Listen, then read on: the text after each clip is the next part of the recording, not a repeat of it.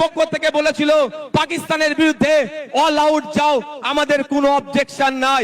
আজকে মমতা ব্যানার্জি যদি all party meeting ডাকে, মমতা ব্যানার্জি ডাকে কেউ আসুক আর নাই আসুক, ইন্ডিয়ান সেকুলার ফ্রন্ট যাবে বাংলার নাগরিকদের সাথে, সেখানে গিয়ে বলবে স্বচ্ছতার সাথে যে কাজ পশ্চিম বাংলা সরকার করতে চাই আমরা প্রস্তুত আছি বাংলার মানুষের জন্য।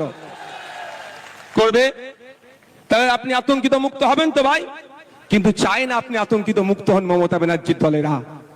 এরা চাই আপনি পেরেশানে থাকুন। আপনি পেরেশানে থাকলে প্রশ্ন করতে পারবেন না মাদ্রাসায় টিচার নেই কেন। আজকে দেখুন কলকাতায় গতকালকে খোঁজ নিয়ে দেখুন প্রায় 33 দিন এই ঠান্ডাতে তারা পড়ে আছে। আনের টিচার গুলো এমএসকেএসএস কে টিচারদের সম্মানিকটা ঠিকঠাক পাচ্ছে না। মাদ্রাসায় 10,000 শূন্য পদ হয়ে গেছে, পরিকাঠামো ধ্বংস হয়ে গেছে, স্কুলে টিচার নাই, হাই স্কুলে টিচার নাই, শিক্ষার পরিকাঠামো ধ্বংস হয়ে গেছে। আপনি এটা প্রশ্ন করবেন না এসআইআর এর কাগজ নিয়ে ছুটাছুটি করবেন? এই ছুটাছুটি করার জন্য আপনাকে এই পদক্ষেপগুলো গ্রহণ করছে না। দ্বিতীয় হচ্ছে বিধানসভায় নিন্দা প্রস্তাব পাস করানো হোক। বিধানসভায় নিন্দা প্রস্তাব পাস করানো হোক। যেভাবে অহেতুক হয়রানি করা হচ্ছে এটা অত্যন্ত নিন্দাজনক কাজ। সেখানে নিন্দা প্রস্তাব পাস করানো হোক। সেই নিন্দা প্রস্তাবের কপিটা ইলেকশন কমিশন অফ ইন্ডিয়াকে দিক, আর যে সরকার একটা মামলা করুক সেই মামলাতে কপিটা অ্যাটাচ করে দিক। নিশ্চিতভাবে সুপ্রিম কোর্ট এটার প্রতি বিবেচনা করবে, কারণ বিধানসভার মধ্যে নিন্দা প্রস্তাব পাস করানো মানে পুরো পশ্চিম বাংলার মানুষ এটাকে নিন্দা করছে, এই অহেতুক হয়রানিকে। এটা করবে মমতা ব্যানার্জি সরকার? আওয়াজ দিন একটু। কেন করবে না? পেরেশান তো হচ্ছে দলিত, সব থেকে বেশি পেরেশানি হচ্ছে মুসলমান, তারপরে দলিত, তারপরে আদিবাসী। তাই মুসলমানকে তো বড় মানুষ মনে করে না, শুধু ভোটার মনে করে, আর ক্যাপটিভ ভোট ব্যাংক হিসাবে রাখতে চায়। তাই আপনাদের বলবো দিকে দিকে আওয়াজ তুলতে হবে, বলতে হবে ইমিডিয়েট পশ্চিম বাংলা সরকারকে এ দুটো কাজ করা দরকার। এক, অল পার্টি মিটিং ডাকা, দ্বিতীয় হচ্ছে বিধানসভায় নিন্দা প্রস্তাব পাস করানো। এরপরও আপনাদের বলছি আমার উপরে কেন এদের রাগ বুঝতে পেরেছেন? ৭৭টাকে নিয়ে কিছু নয়, নওশাদকেই হারাতে হবে। কারণ আমি তো এদের পয়েন্টে পয়েন্টে এদের ভুলগুলো ধরিয়ে দিই, ওই জন্য ওদের জয়েন্টে জয়েন্টে ব্যথাটা করে যায়। আমি তো বলছি আপনাকে, দেখবেন যাদের বাড়ি ফর্ম গেছে, ফর্মের সাথে আর একটা এক্সট্রা এই হিয়ারিং এর নোটিশ গেছে, হিয়ারিং এর নোটিশের সাথে আর একটা কাগজ গিয়েছে। সেই হিয়ারিং এর নোটিশের সাথে একটা যে কাগজ গিয়েছে সেখানে 13টা ডকুমেন্টস এর কথা বলা হচ্ছে। যাদেরকে হিয়ারিং এ ডাকা হচ্ছে এই 13টা ডকুমেন্টস এর মধ্যে কোনো একটা ডকুমেন্ট সাবমিট করলে তার হিয়ারিংটা সে পজিটিভ হয়ে যাবে, অর্থাৎ তার অসুবিধা হবে না। এটা বলছো তো? আচ্ছা, আমরা এই এসআইআর নিয়ে এত দুটো মেনলি সমস্যার সম্মুখীন হতে হচ্ছে আমাদের। একটা, টাইম লস হচ্ছে, দাঁড়াতে হচ্ছে, অব্যবস্থা। ওখানে এই গেটের ওখান থেকে সরে যাও, তো এই গেটের ওখান থেকে সরে যাও, গেট থেকে সরে যাও, দেখতে পাচ্ছ না? এই সবার উপরে উঠে বসুন, নিচে বসুন না, বসুন। দুটো জিনিস হচ্ছে তো ভাই। একটা কি, আমার অযথা টাইম দিতে হচ্ছে, ওখানে অব্যবস্থা, ওখানে ঠিকঠাক ব্যবস্থা আমরা পাচ্ছি না, ঘন্টার পর ঘন্টা লাইনে গিয়ে দাঁড়াতে হচ্ছে। দ্বিতীয় হচ্ছে আমি আতঙ্কিত, তাই তো ভাই, যে আমার কি হবে। কিন্তু এই 13টা ডকুমেন্টস এর মধ্যে যদি কারো একটা ডকুমেন্টস থাকে সে আতঙ্ক মুক্ত। আমি ঠিক কথা বলছি তো ভাই? আমি ভাই আতঙ্কিত নই আমার হাতে নোটিশ পাঠিয়েছে বলে। কেন বলুন তো? আর্টিকেল 326 আমার ভোটদানের স্বাধীনতা। 18 বছরের ঊর্ধ্বে হলে আমি ভোট দিতে পারবো, আমি ভারতীয় নাগরিক। আমার এটা কেউ কেড়ে নিতে পারবে না। কারো আশীর্বাদে যেমন কেউ অন্যায় ভাবে রাখতে পারবে না, কারো অভিশাপে কেউ অন্যায় ভাবে কেড়ে নিতে পারবে না। আমি আপনাদের বলি, এই নোটিশের 6 নম্বর পয়েন্টটা দেখুন কি লেখা আছে। 6 নম্বর বলা হচ্ছে, রাজ্যের উপযুক্ত কর্তৃপক্ষ প্রদত্ত স্থায়ী বসবাসের প্রমাণপত্র বা শংসাপত্র, অর্থাৎ পশ্চিম বাংলা সরকার তার কর্তৃপক্ষকে দিয়ে আপনার হাতে যদি রেসিডেন্স সার্টিফিকেট তুলে দেয়, তাহলে আপনি হিয়ারিং এর নোটিশে গিয়ে ওটা দিলেই আপনি হিয়ারিং, আপনার কোনো আর চিন্তার কারণ থাকবে না। কিন্তু সরকার একবারও এটা দেবে বলেছে? একবারও বলেছে যে তোমরা হয়রানি হয়ে না, তোমরা আতঙ্কিত হয়ে না, আমি তোমাদের সরকার, যে আমি তোমাদের ব্যবস্থা করে দেবো। তাই আপনাদের বলি, আপনারা 2021 সালে অনেকে ভাঙড় ছাড়া, অনেকে কি হবে না হবে ভেবে ভোট দিবার ইচ্ছা গেলেও ভোট দেননি। কিন্তু আপনাদের বলছি, আজকে যদি এটা সংযুক্ত মোর্চার সরকার চলতো তাহলে এই হয়রানি হতো না। তারপরেও যদি হয়রানি করার চেষ্টা করতো, আমরা বাড়িতে বাড়িতে এই রেসিডেন্স সার্টিফিকেটটা তৈরি করে পৌঁছে দিতাম। বাড়িতে থাকো, তোমার বাড়িতে আমরা কাগজ পৌঁছে দেবো। রাজ্য সরকার চাইলে যেভাবে দুয়ারে সরকার করছে সেরকম বাড়িতে সরকার পৌঁছে দিতে পারতো। খামে ভরে এনাও তোমার রেসিডেন্স সার্টিফিকেট, যাও তুমি গিয়ে হিয়ারিং এর টেবিলে দাও, তোমার হিয়ারিং পাস হয়ে যাবে, তোমার ভয় নেই। এটা করেছে রাজ্য সরকার। জানতে হবে। আমি প্রথমেই বলি, শুভেন্দু অধিকারী আমাকে আপনাকে ভোটাধিকার কেড়ে নেওয়ার চক্রান্ত করছে। চক্রান্ত করলে চক্রান্তের জবাব দিতে হবে তো। কেউ যদি বুনোহল হয় তাহলে বাঘা তেঁতুল হতে হবে তো ভাই। তো বাঘা তেঁতুলের ভূমিকা দেখতে পাচ্ছি না। তারপরে চলে আসুন 10 নম্বর পয়েন্টে বলছে, রাজ্য স্থানীয় কর্তৃপক্ষের দ্বারা তৈরি পারিবারিক রেজিস্টার্ড। রাজ্য বা স্থানীয় কর্তৃপক্ষের দ্বারা তৈরি পারিবারিক রেজিস্টার্ড 2011 সালে আইসিডিএস কর্মীদের দিয়ে তথ্য তোলা হয়েছিল। এই পারিবারিক রেজিস্টার সেখানে আছে। এই তথ্যটা উঠে প্রথমে গিয়েছিল পঞ্চায়েতে, পঞ্চায়েত থেকে রাজ্যে গিয়েছিল। তাহলে আপনারা বলুন, এই তথ্যটা অলরেডি প্রতিটা পঞ্চায়েতে আছে। এই 10 নম্বর পয়েন্টটা যেটা চেয়েছে এর উত্তর, অর্থাৎ এই যে কাগজ চেয়েছে এই কাগজটা প্রতিটা পঞ্চায়েতে আছে। রাজ্য সরকার 2023 পঞ্চায়েত নির্বাচনে একছত্র ভোট লুট করেছে। সেই ভোট লুট করতে গিয়ে আমরা আমাদের ভাঙড়ের 3 ভাইকে হারিয়েছি। শহীদ মহিউদ্দিন, শহীদ হাসান, শহীদ রেজাউল গাজী, 3 জনকে হারিয়েছি। শুধু নয়, সারা রাজ্যে আমাদের কর্মীদের অত্যাচার করে, তারা অবৈধ পন্থা অবলম্বন করে আজকে তারা পঞ্চায়েতের ক্ষমতায় বসে আছে, পঞ্চায়েত চালাচ্ছে। সেই পঞ্চায়েতের মাধ্যমেই যদি প্রতিটা বাড়িতে বাড়িতে এই তথ্যটা 10 নম্বর যে পয়েন্ট আছে পারিবারিক রেজিস্টার যদি পৌঁছে দেয়, ওটা নিয়ে আপনি যখনই হিয়ারিং এর টেবিলে যাবেন আপনাকে অফিসার আর কিছু দ্বিতীয় প্রশ্ন করার সুযোগ পাবে না। ওটা জমা দেবেন, জমা দেওয়ার পরে আপনার হিয়ারিং কমপ্লিট হয়ে যাবে। তাহলে আতঙ্ক মুক্ত হবে না, হবে না ভাই? রাজ্য সরকার চাইলে আপনার আতঙ্ক মুক্ত করতে পারে এই দুটো ডকুমেন্টস দিয়ে। কিন্তু রাজ্য সরকার তো আতঙ্ক মুক্ত চাইছে না।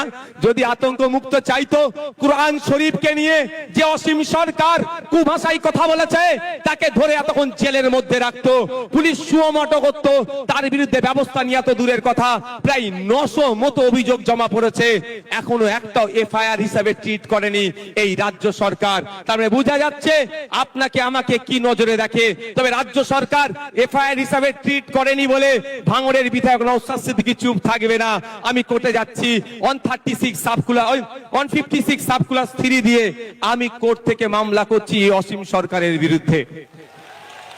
কিন্তু প্রশ্ন এটা, আপনারা বাংলার মানুষ, সংখ্যাগরিষ্ঠ মানুষ ভোট দিয়ে সরকার তৈরি করলো, আবার সংখ্যাগরিষ্ঠ মানুষকে রাস্তায় নামতে হবে কেন আমার এসআইআর বাঁচানোর জন্য? তাহলে সরকারের কাজটা কি? আমি সরকার তৈরি করেছি, আমার বিপদে আপদে, আমার সুবিধা অসুবিধাতে আমার পাশে থাকবে, তার পরিবর্তে আমাকে আরো ঠেলে দিচ্ছে বিপদের দিকে।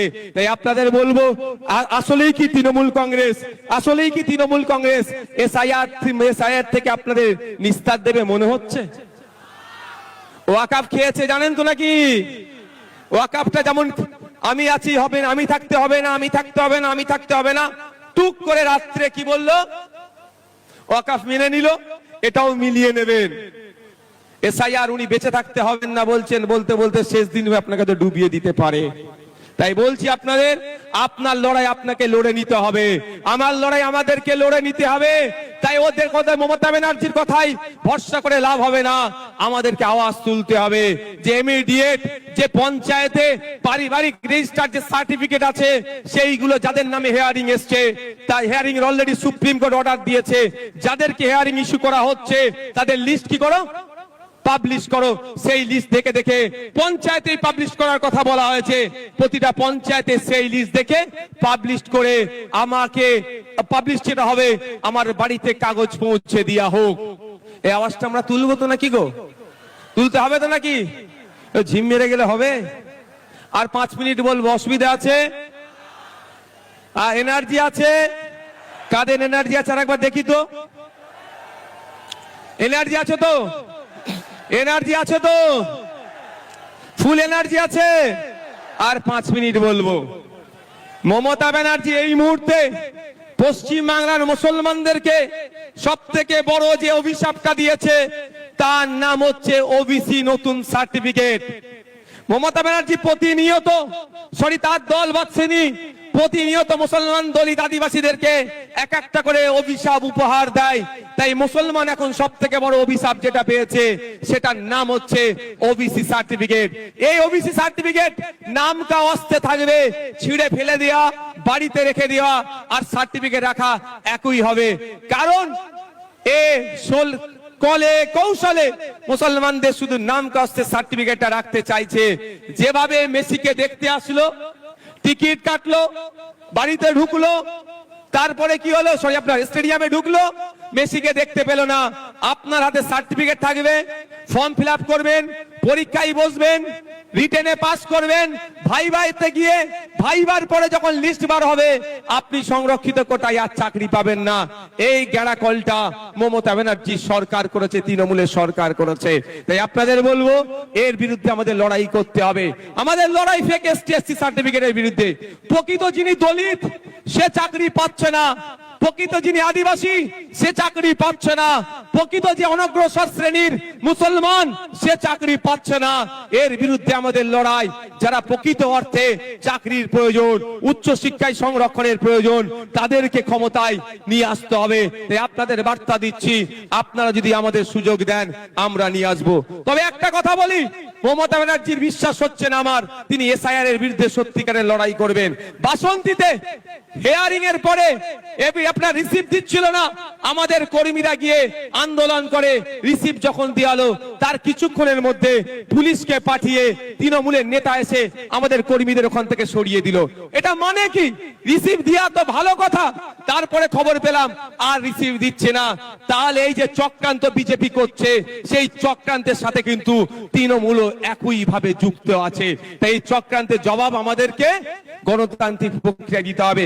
গতকালকে দেখছিলাম সিপিএম এর এক সিনিয়র লিডারের মেরে মুখ টুক ফাটিয়ে দিয়েছে।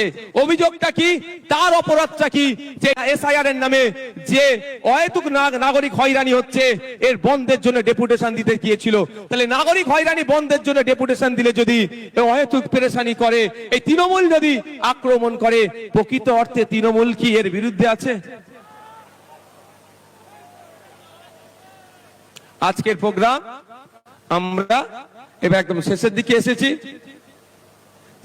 এসেছি, আমরা শেষ করব। শেষ করতে আগে আপনারা আস্তে আস্তে বিদায় নেন, যেতে যেতে মাইকের আওয়াজ পাবেন।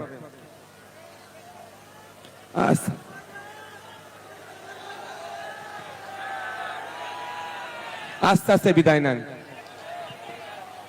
যেতে যেতে আমি 3টে কথা বলবো, আপনারা মাথায় রাখতে রাখতে যাবেন।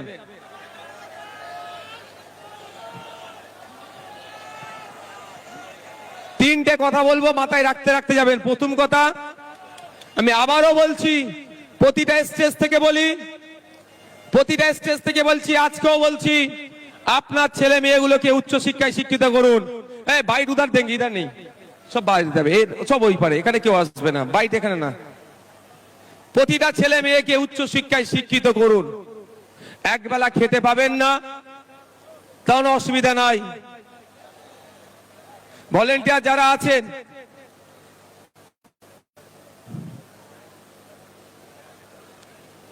উচ্চ শিক্ষায় শিক্ষিত করুন। দ্বিতীয় কথা, ভাই শুনো না, এর মধ্যে কোনো ইন্টারভিউ দেবো না দাদা আমার। দ্বিতীয় কথা, রাজনৈতিক সৌজন্যতা বজায় রাখবেন। রাজনীতির জন্য মারামারি হানাহানিতে জড়াবেন না।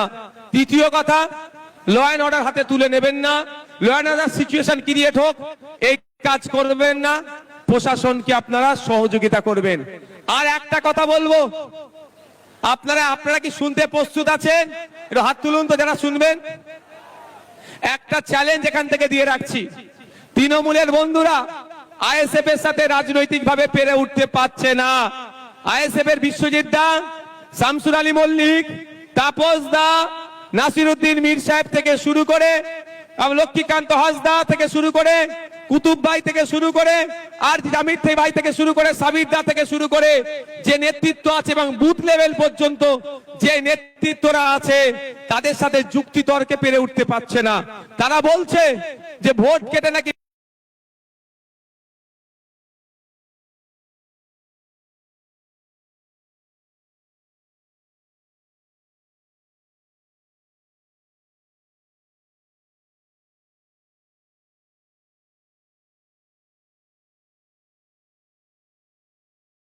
লিখবেন, আইএসএফ যেখানে যেখানে প্রার্থী দেবে ভোট কেটে যদি বিজেপি দায়ভার আইএসএফ নেবে, তৃণমূল যা শাস্তি দেবে মাথা পেতে মেনে নেবে। আর সে এগ্রিমেন্ট পেপারে মমতা ব্যানার্জিকে লিখে সই করতে হবে, তৃণমূল যেখানে যেখানে প্রার্থী দেবে ভোট কেটে যদি বিজেপি আসে তার দায়ভার তৃণমূলের উপরে বর্তাবে, আর আইএসএফ যা শাস্তি দেবে গণতান্ত্রিক প্রক্রিয়ায় তৃণমূলকে মেনে নিতে হবে। এই চ্যালেঞ্জটা আজকে শহীদ মিনার ময়দান থেকে দিয়ে রাখলাম। তাহলে বোঝা যাবে বিজেপিকে আটকানোর জন্য কে কারা ফোরফ্রন্টে এসে এগিয়েছে, লড়াই করছে। আমরা আদর্শগত বিজেপি এবং আরএসএস এর বিরুদ্ধে আমাদের পূর্বেকার বক্তা শ্রদ্ধেয় সম্মানীয় বাবা সাহেব আম্বেদকরের নাতি যে কথা বলেছেন, একদম আমরা আদর্শগতভাবে বিজেপি আরএসএস এর বিরুদ্ধে গণতান্ত্রিক প্রক্রিয়া আমরা লড়াই সংগ্রাম জারি রাখবো। কিন্তু বাংলাতে এই বিজেপিকে যারা জায়গা করে দিচ্ছে, যেই তৃণমূল ফ্রন্টে এসে লড়াই করছে, তাদের বিরুদ্ধেও কোন অংশে লড়াই জারি কম আমরা রাখবো না। ধন্যবাদ সকলকে। আস্তে আস্তে বিদায় নিন আপনারা। অনুরোধ করব যেভাবে শৃঙ্খলার সাথে আপনারা এসেছেন একইভাবে শৃঙ্খলার সাথে আপনারা যাবেন। প্রশাসনের বন্ধুরা আপনাদেরকে যেভাবে আসার পথে সহযোগিতা করেছে, যাওয়ার পথে ট্রাফিক থেকে সমস্ত বিষয় সহযোগিতা করবে। তাদের দেখানো ট্রাফিকিং যে ট্রাফিক যারা তারা যা মেনটেন করছে যেভাবে, সেই রকম ভাবে আপনারা যাবেন। আমি ধন্যবাদ জানাই আজকের এই মহতী অধিকার মহাসভায় যারা উপস্থিত